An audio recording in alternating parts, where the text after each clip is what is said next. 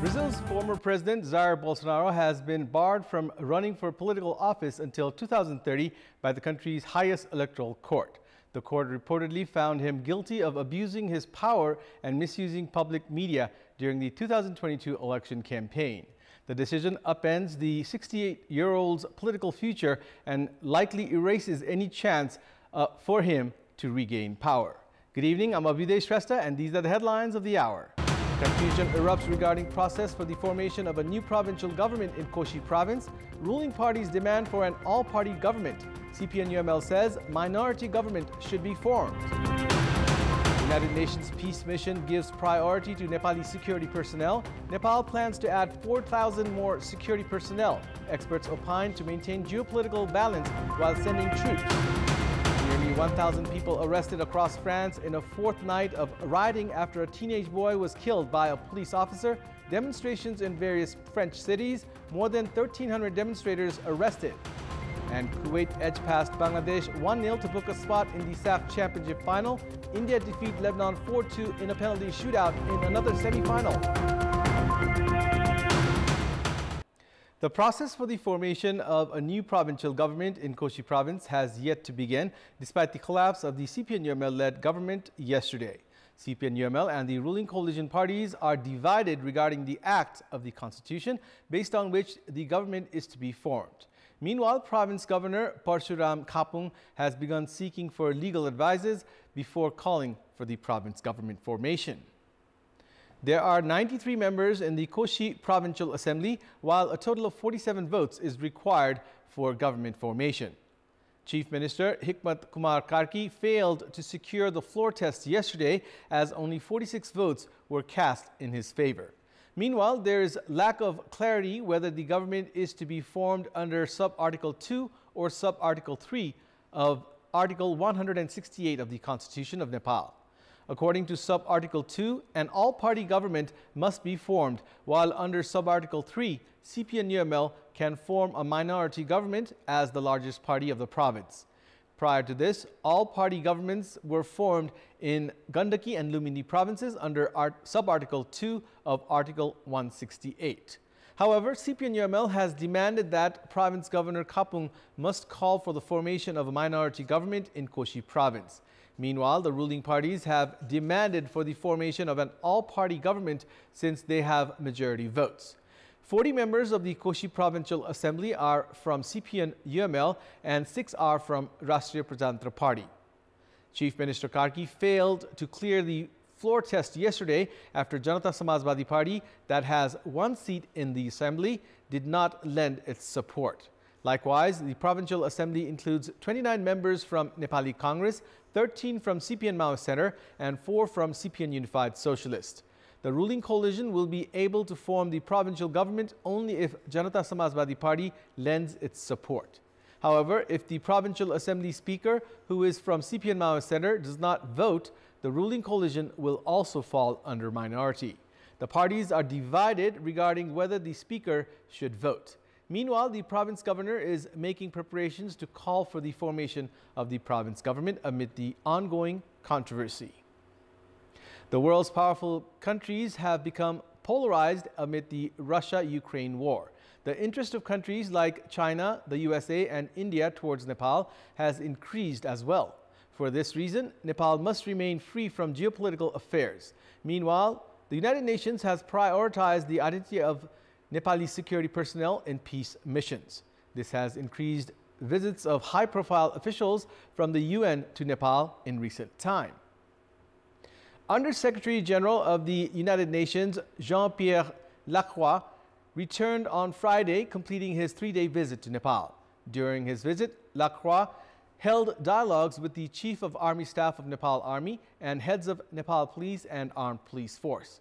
His visit has been considered significant as 47 nations associated with the United Nations participated in the Conference on Security, which was held for the first time in South Asia in Nepal 2 weeks ago. 6 high-profile officials from the United Nations have visited Nepal within a year. Nepal has been prioritized by the UN as Nepal is the world's second largest contributor to the UN peace mission. More than 6,000 Nepali security personnel have been deployed for peace missions in 12 different countries. The UN has been saying that they want to increase the number to up to 10,000. Nepal has become the first nation to recruit the highest number of female security personnel in peace missions abroad, with currently 601. The demand for Nepali peacekeepers has increased as they can play an impartial role in war-torn countries like Sudan, Lebanon, and Libya. Nepali security personnel have been contributing in the national economy through peacekeeping missions amounting to $140 million annually. This has also become an alternative to protect the country from increasing polarization among the powerful countries in the world. Pressure has been mounting on Nepal to be involved in the United States State Partnership Program (SPP) and China's Global Security Initiative (GSI). Meanwhile, Nepal should rather focus on United Nations peace missions to protect itself from the vested interest of these powerful countries. Travelers have been annoyed by the traffic jam at the Narangad-Mugling road section due to landslides falling in the area time and again and obstructing the road. The road section, which started to be obstructed from Thursday afternoon due to landslides, has continued to be obstructed today as well. Although the debris around the number 3 bridge area in Iksha Kamana 6 was cleared at around 10 this morning, the road was again obstructed a short while later as another landslide occurred. When one-way traffic was in operation in the area this afternoon, a car was damaged by the debris of the landslide that fell. As light rain fell all day long, there were small landslides in the area which created traffic jams. The newly constructed bridge at Modikhola, Bharatpur 29, near the number 3 bridge along the Narangad-Mugling road section, has been buried by landslide. Meanwhile, the Department of Roads has informed that 4 highways in the country have been obstructed by landslides induced by incessant rainfall. In our Public Voice segment today, we have asked people in several provinces regarding ways to address the issue of obstruction of roadways even during light rainfall. Let's take a look at what they had to say.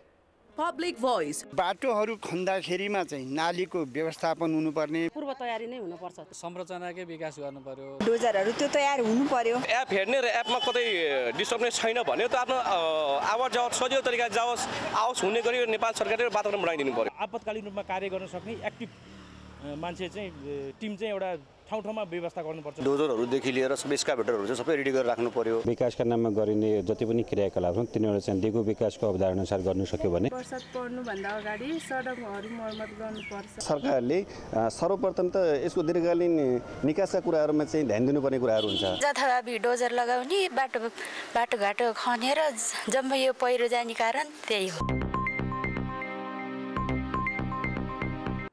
It's time now for our segment Public Pulse, where you text us with your opinion. Public Pulse. But before that, let's take a look at the results from yesterday's poll. Yesterday, we had asked you, why have laws required for provinces not formulated despite 8 years of federalism? 55% voted for A, centralized mindset, 20% voted for B, jurisdiction confusion, and 25% voted for C, dilly-dally trend. And here's today's question. What's your say on the entity formed to control corruption being dragged into controversy? Your options are A, influenced by political parties, B, lack of monitoring, and C, absence of ethics. The voting is on. Type NEWS, select your option A, B, or C, and send it to 34001 to share your opinion with us. And it's time now for the international update. Nearly 1,000 people have been arrested across France in a 4th night of rioting after a teenage boy was killed by a police officer. There have been demonstrations in Marseille, Lyon, Grenoble, and some parts of Paris. French President Emmanuel Macron has accused protesters of exploiting the teenager's death and urged parents to keep rioting children at home. The captain of the French national football team, Kylian Mbappé, has called for violence to give way to mourning, dialogue, and reconciliation. France deployed 45,000 police officers and some armored vehicles on the streets today as riots rocked French cities for a 4th night over the teenager's fatal shooting by an officer during a traffic stop. Buildings and vehicles have been torched and stores looted, and the violence has plunged President Macron into the gravest crisis of his leadership since the Yellow Vest protest that started in 2018. Interior Minister Gérald Darmanin early today said that 270 people had been arrested last night, bringing the total to more than 1,300 since unrest ignited. Last night's arrests included 80 people in the southern city of Marseille, France's second largest and home to many people of North African descent. It's time now for the sports news. Sports news. Kuwait edged past Bangladesh with a 1-0 victory to book a spot in the SAF Championship final. Blaosi scored the decider in added time to seal the victory for Kuwait. In the semi-final played at Kantipur Stadium in Bangalore earlier today, the first half ended in a goalless stalemate. Bangladesh wasted an early opportunity to score in the second minute of the match as Sheikh Morsalin's shot from the D-box was saved by Kuwaiti goalkeeper Abdul Rahman. Bangladesh keeper Ansur Rahman also denied an effort by Kuwait's Al Rasidi in the 29th minute. Both the teams also failed to find the net in the second half as well. After 90 minutes of regular play ended in a goalless stalemate, the match went into extra time. Al Blaosi finally scored in the 107th minute to break the deadlock and give Kuwait a 1-0 lead. Mohammad Rabiul Hassan's powerful shot from outside the D-box in the 114th minute was well saved by the Kuwaiti goalkeeper. Kuwait held on to the lead to secure the 1-0 win over Bangladesh to advance into the SAF Championship final. Meanwhile, in the second semi-final that concluded just a while ago, India defeated Lebanon 4-2 in a penalty shootout after 90 minutes of regular play, and added extra time ended in a goalless stalemate. West Indies have been knocked out of the ICC Cricket World Cup qualifier after suffering a 7-wicket loss to Scotland. In the match played at the Harare Sports Club in Zimbabwe today, West Indies were put to bat first and were bowled out for a modest total of 181 runs in 43.5 overs. Brilliant bowling from Scotland ensured that they maintained complete control over the game in the first half. Jason Holder top scored for West Indies with 45 runs, while Romario Shepherd added 36. Scotland's new ball pair of Chris Soule and Brandon McMullen rattled the West Indies lineup in the first power play. McMullen brought the first 3 dismissals. West Indies kept losing wickets at regular intervals and were eventually bowled out for 181 runs in the 44th over. McMullen was the pick of the Scotland bowlers, grabbing 3 wickets. Chasing a victory target of 182 runs, Scotland romped home, scoring 185 runs for the loss of 3 wickets in 43.3 overs. Opener Matthew Cross top scored for Scotland with an unbeaten 74, hitting 7 fours. Brandon McMullen also contributed 69 runs in Scotland's win. With the win, Scotland are in the 3rd spot of the Super 6 points table with 4 points from 3 matches. Sri Lanka lead the points table with 6 points from 3 matches, and hosts Zimbabwe are second with also 6 points from 3 matches, but with a lower net run rate than Sri Lanka. That's all for the moment. Thank you for watching. Good night.